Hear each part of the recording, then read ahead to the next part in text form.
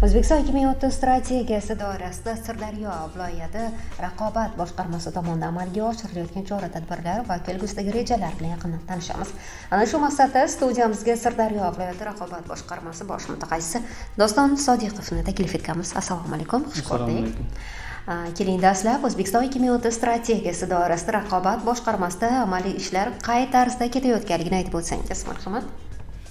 O'zbekiston Respublikasi Prezidentining 2026-yil 16-fevraldagi mahallani rivojlantirish va jamiyatni yuksaltirish yilida ustuvor yo'nalishlar bo'yicha islohotlar dasturlari va O'zbekiston 2030 strategiyasini amalga oshirish bo'yicha davlat dasturi to'g'risidagi farmonida monopol sohalarni bozor tamoyillariga bosqichma-bosqich o'tkazish, xususiy sektor ulushini oshirish va tadbirkorlar uchun qulay shart-sharoitlar yaratish 56-maqsad sifatida belgilab olingan bo'lib, mazkur vazifalar ijrosini ta'minlash maqsadida Raqobat qo'mitasining Sirdaryo viloyat hududiy boshqarmasi tomonidan bir qator tizimli ishlar albatta amalga oshirib kelinmoqda.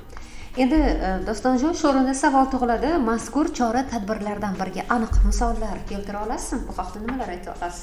Albatta, bunga bir misol keltiradigan bo'lsak, yuqori likvidli va monopol turdagi mahsulotlarni birja savdolariga to'liq jalb qilish orqali yashirin iqtisodiyot ulushini qisqartirish choralarini ko'rish bo'yicha hududiy boshqarma tomonidan viloyatda faoliyat yuritayotgan yuqori likvidli va monopol turdagi mahsulotlar ishlab chiqaruvchi xo'jalik yurituvchi subyektlarda O'zbekiston Respublikasining Raqobat to'g'risidagi qonuni hamda O'zbekiston Respublikasi Vazirlar Mahkamasining 170-sonli tovar xomashyo birjalari faoliyatiga ilg'or axborot texnologiyalarini keng joriy etish va elektron tijorat faoliyatini izchil rivojlantirish bo'yicha qo'shimcha chora-tadbirlar to'g'risidagi qarorga asosan doimiy ravishda monitoring ishlari olib borilmoqda.